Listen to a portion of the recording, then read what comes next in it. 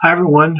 I think a few videos ago I mentioned that once my last bottle came in from all the things I bought for Christmas, that I was finally going to do a Christmas haul video. And so, what is it now? January 19th, the bottle that I ordered on Christmas Eve finally arrived. I think they might have mailed it from Europe, but still, a month?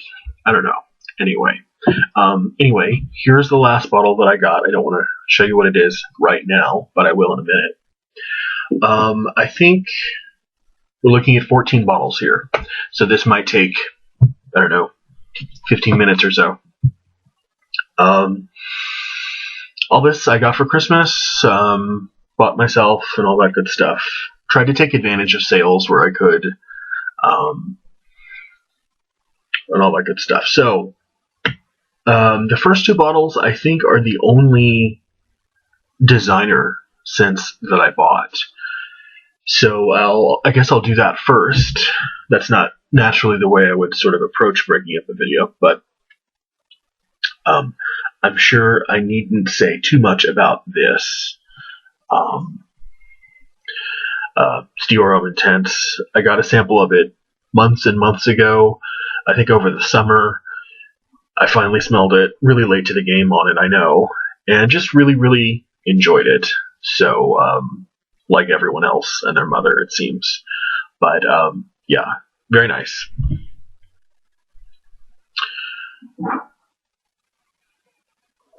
The next one I got doesn't get much attention at all.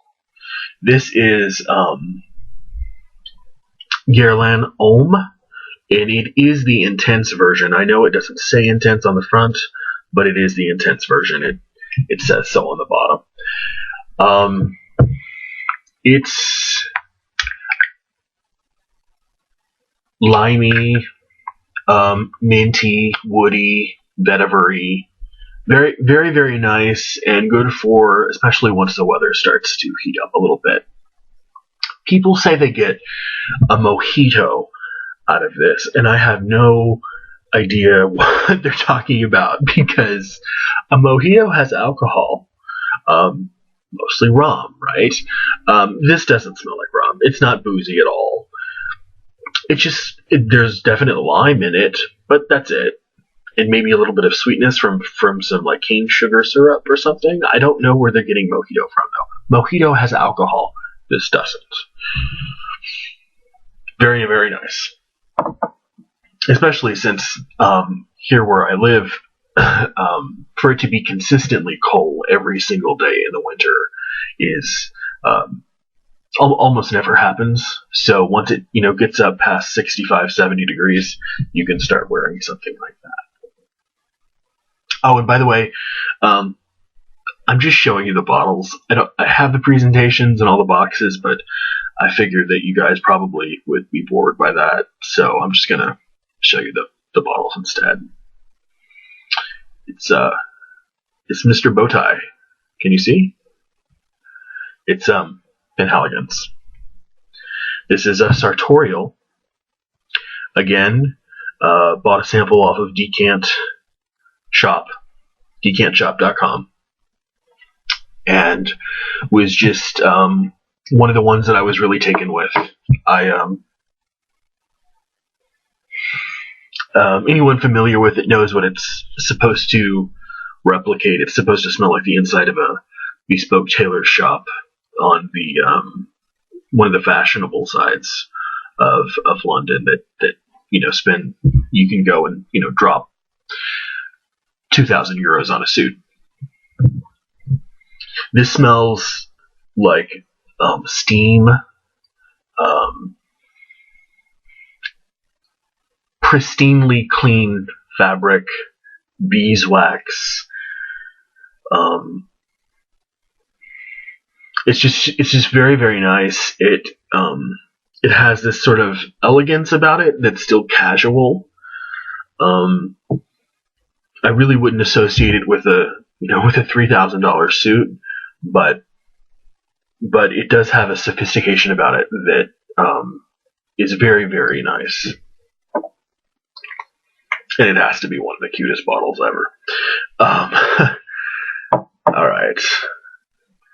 So next, for whatever reason, it took me, almost a year to buy one, but I did. The Cobra and the Canary. And this is probably, it has to be in one of my top 5 scents of all time. I think it's that good. The longevity just so happens to also be that good. And it's beautiful. It's really, really, really nice. It's a leather. I love leathers. And it's just this perfect mix of leather, tobacco, and green notes that is just super, super enchanting. And when I saw that they had changed the bottle for Imaginary Authors, changed the presentation, what I did was I immediately grabbed another one. This is actually a different, just to prove to you that it's a different bottle. This is the new one. From everything I've heard, including from Josh Meyer himself, nothing about the juice has changed, just the bottle presentation. It went from 60 to 50 mils, but I don't care. I bought some anyway. I bought more. I bought a backup bottle because I really, really never want to run out of this stuff. I like it that much. It's the only backup bottle in my entire collection, so that should be a testament to how much I love it.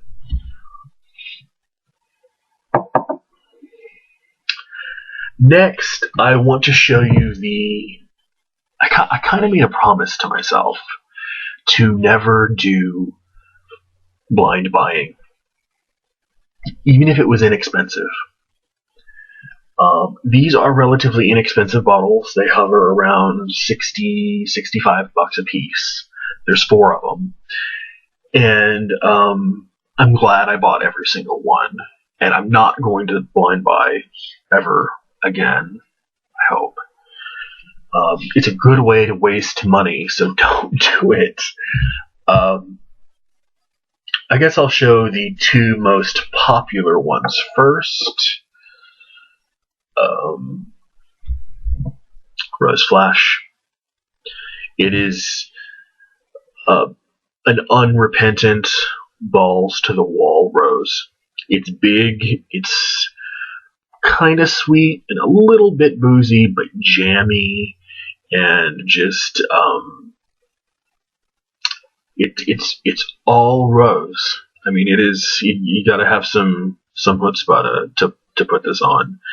And it is one of the ones from the Flash series that is an extrait de parfum. So it's not just an EDP, it's one step up from that. Very, very, very nice. I've recently, for whatever reason, been sort of developing a love affair with roses. So, roses and jasmine. I don't know what's going on, but I love them both. Next, another one from the Towerville line. This is Incense Flash. Incense Flash is, if you haven't smelled it, it's dry church incense from like the Cathedral of Chartres in France, straight out of the thurible. Right, that thing that they wave and the incense comes out of. It's just, it's basically that in a bottle. It maybe with some woods and stuff in it, but it's pure incense. And I love the way that he can sort of play around with a note, but not really compromising it with so many other things. I mean, the rose is there are certain things you can do with rose, but I mean, he always has the rose right at the front. It's always there's absolutely no question that, the incense, and what I love about this, that the incense is at the front, to finish my sentence. What I love about this is that this has a creosote note in it.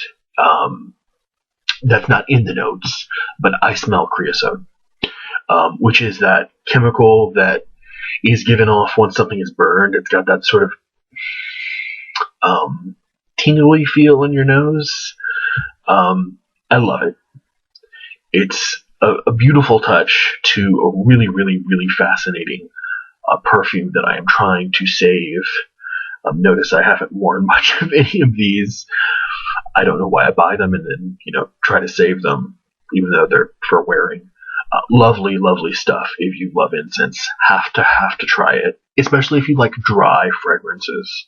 Very, very dry and very, very nice lasting power and a beautiful scent too.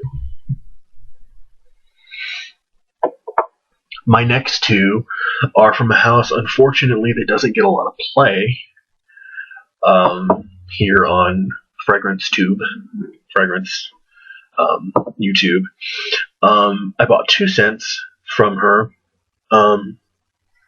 This is from the house called Olympic Orchids. Here is Dev 1. This is what the scent is called, Dev 1. Dev 1 is a very balsamic, woody, dark, resinous, sappy, but not green sappy. Let me just put a bit on my hand so I can tell you what it smells like.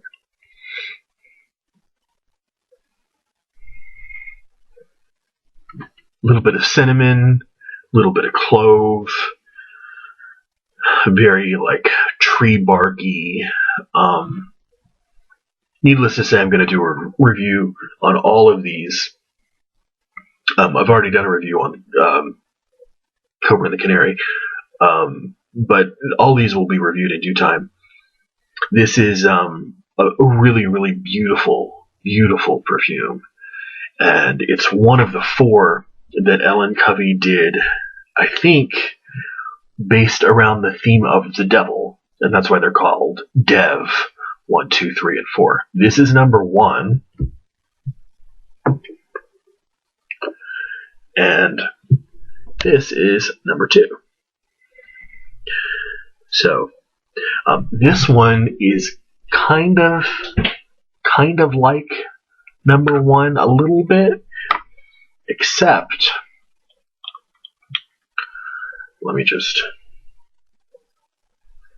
and these are very, very oily, so there's obviously a high concentration of oils. This is a little bit rose forward. There's quite a bit of rose in here, but also with the same sort of balsamic notes and the same spices, cinnamon, clove, that sort of dark, rich, warm, holiday-like spice. But the rose really sets it off, and it's really, really beautiful stuff. I made 2 really good guesses by looking at the notes, because it was one of the 2 that Centrunk, or one of the, I think, 3 or 4 scents that Centrunk sells from Olympic Orchids from that series, and I picked my 2 favorite, because she sent 3 and 4. 3 and 4 are quite nice, but 1 and 2 are my favorite. Next. So this is maybe the biggest splurge. This is I had to show the box for this one because it's so nice. This is Nila Vermeer. This is a Treillis, which is a set of 3 perfumes based off the triad that Indian history sort of bases itself on. There's this modern period in history, and there's a medieval period, and then there's an ancient period called the Vedic period. where we get the word the Vedas, the religious texts from ancient India. And the top just comes off like this, and you have this very, very hard box. And the bottle is just so lovely. And it just, I'm not sure I want to take it out right now, but well, why not? It's coming out.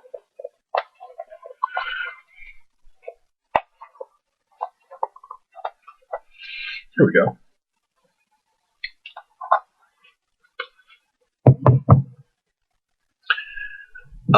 This is a scent. I mean, it's been a while since I've opened it and smelled it. It's a scent that really takes me back to the picture that she's trying to paint of ancient India. It's spicy, but it's also subtle. It wears pretty close to the skin. It's really beautiful. It's just as beautiful as the actual bottle is. And I think that maybe one of the only people I've ever heard talk about this is Lanier Smith over at Lanier Smith's channel. He's talked about Pachola and maybe Trey Lanier. Have you talked about this? I don't know. If you haven't smelled it, definitely tell us what you think about it. I would love to hear your opinion. But this goes back in its home because I don't want anything to happen to it. Okay. Put this back up.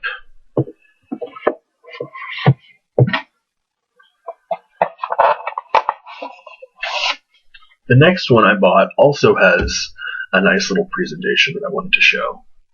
This is the last presentation I'll show you, I promise.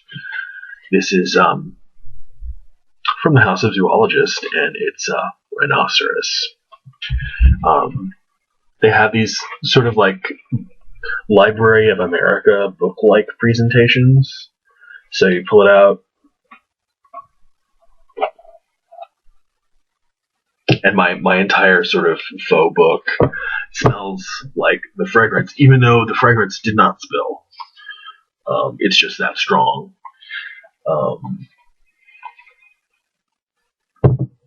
I love the huge leaf thick glass. Just a beautiful, beautiful bottle, and I love the art too.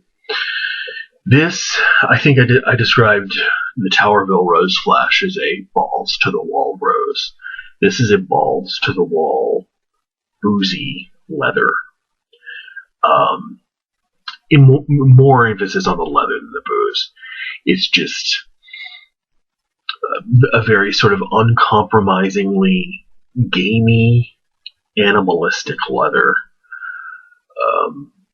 Kind of in the region of leather oud, except without the oud. Very nice. I fell in love with it the second I smelled it, and I just knew I had to have a bottle. So, rhinoceros.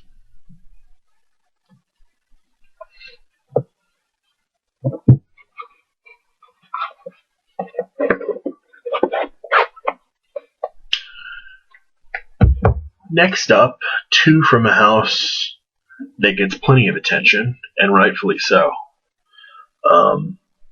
This is Chergui by Serge Lutin. Everyone knows what it smells like. Just in case you happen to step out from under your rock and into the fragrance community, this is a slightly sweet, ever so slightly leather-like hay scent. It's fresh and heavy at the same time. It's beautiful. It's really, really impressive stuff, and it has pretty good lasting power, sillage projection. The color of the juice is also really beautiful. It's like this resinous purplish red. It looks like really cheap table wine, but it's got an interesting color for a perfume, and the smell is just like candied hay. It's like crack. It's so good. I love it. I love it. You can actually see that it's not totally full, so that's a testament to how much I like it. Okay, and one more from Serge Lutens is this one. You can see the difference in the color of the juice. This is Ombre Sultan. I don't really get a lot of amber out of this, but I still like it because I think it is more of a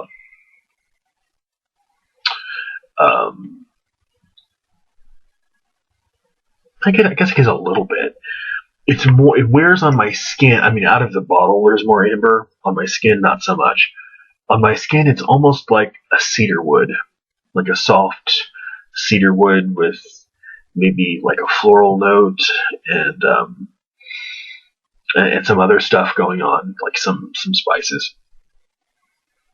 But it's very, very nice. I do prefer Chergui, but I also like this.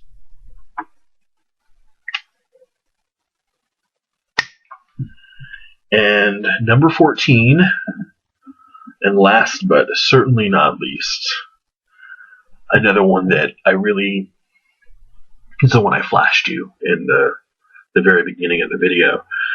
Loved it the very first time I smelled it. Tried to use my sample very, very sparingly that I got from Scent Trunk, and still have a little bit of it left. Tried to make it until the actual bottle got here. This is one of the most beautiful incense leathers that I've ever smelled. And it is Rien by Atat Libre d'Orange. And every time I say the name, I can't help but think of that Edith Piaf song, Rien, Rien. But anyway, beautiful scent. It has, to my nose, some jasmine in it. There are florals in it. But it is mostly a slightly floral incense leather. So often I find incenses just overly sweet, and leathers overly sweet, like Kaniza 10, Kaniza 10. Too sweet. I can't do anything that cloying to me. This doesn't have that sweetness, even though it does have, I think, a couple of floral notes in it. This does not get enough attention. I think if people who loved leather and loved incense checked this out, they would fall in love at first sight. Get a sample of it. It's amazing stuff. You can buy a sample at Lucky Scent. Go get one. Cost you like $4 or $5. You'll love it. I promise. That is my last bottle. If you have any comments, questions, concerns, anything you want to say about anything that I showed you, please let me know in the comments section.